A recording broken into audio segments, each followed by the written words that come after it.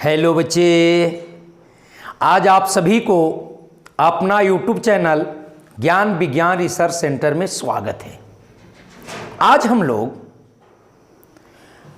गणित में त्रिभुज के क्षेत्रफल निकालना सीखेंगे, वो भी सारणिक के प्रयोग से।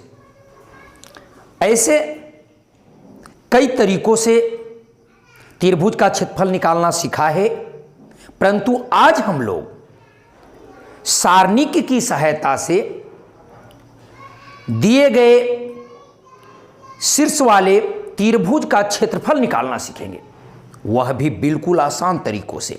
तो देखिए, मैंने एक प्रश्न लिया है। वो प्रश्न है, एक त्रिभुज का क्षेत्रफल ज्ञात कीजिए जिसके शीर्ष बिंदु 2, 7, 1, 1 और 10, 8 है। यह त्रिभुज का शीर्ष बिंदु दिया हुआ है। तो हम लोग सारणिक की सहायता से हम उसका क्षेत्रफल कैसे ज्ञात करेंगे, आइए हम देखते हैं। बिल्कुल सरल तरीका से हम लोग समझने का प्रयास करेंगे। इसमें हम मान लेते हैं, माना कि ए का जो निर्देशांक है वह है 2, 7। बी का जो निर्देशांक है देख रहे हैं वह है 1, 1 और सी का जो निर्देशांक है ये है 10, 8। त्रिभुज के तीनों शीर्ष का निर्देशांक दिया हुआ है। अब हमें सारणिक की सहायता लेकर के इस त्रिभुज का क्षेत्रफल निकालनी है ना। तो देखें, बिल्कुल आसान है। हम लिख सकते हैं कि त्रिभुज ए बी सी का क्षेत्रफल बराबर 1/2 कर देंगे और एक सारणिक में इसे सजा देंगे। जो भुज दिया हुआ है ना, उसको हम लोग एक स्तंभ में लिख देंगे। जैसे देखें, 2 है तो 2 लिख दिया, ठीक है ना। फिर 1 है तो 1 लिख दिया और फिर 10 है तो 10 लिख दिया। फिर चलते हैं, दूसरा स्तंभ का निर्माण करते हैं कोटि से, ठीक है। तो कोटि में क्या है, 7 है, फिर क्या है, 1 है और ये 8 है। और पीछे में 1, 1, 1 लगा करके सारणिक को बंद कर देंगे। बस फिर सारणिक को जैसे हम लोग हल करते हैं उसके माध्यम से हल कर लेंगे और बिल्कुल आपका त्रिभुज का क्षेत्रफल ज्ञात हो जाएगा। तो देखते हैं, 1/2 हम ले चलते हैं इसको 2 से।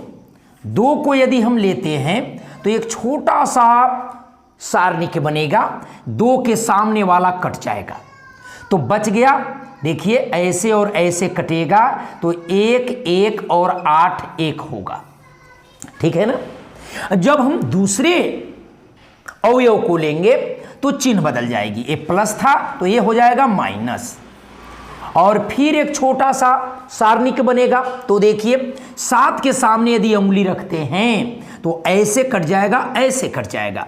तो छोटा सारणिक बनेगा 1, 1, 10, 1, ये बन गया। इसको अगर लेते हैं तो 1 कट गया, 1, 1 बना और 10, 1 बना।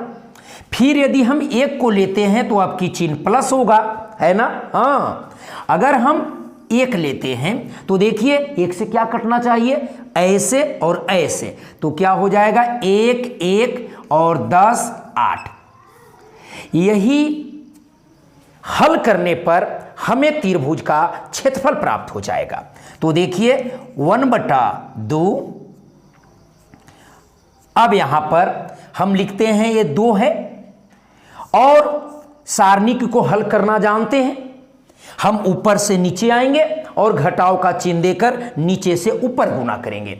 तो 1, 1 में गुना करेंगे तो 1, घटाव का चिन्ह देकर के 8 हो जाएगा।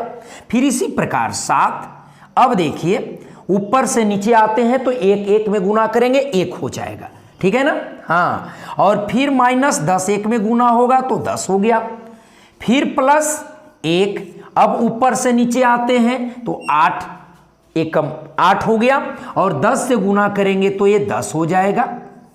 देखिए अब क्या हो जाएगा, 1/2।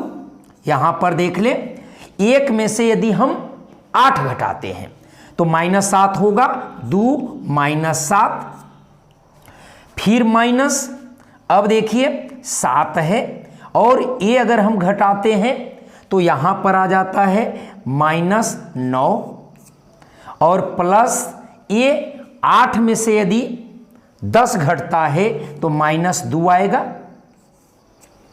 अब देख लीजिए 1/2, और यहां -14 हो जाएगा, माइनस, अब यहां गुना अगर करते हैं तो माइनस माइनस प्लस हो जाएगा, होगा ना बच्चे। तो 9 सत्ते 63 और -2।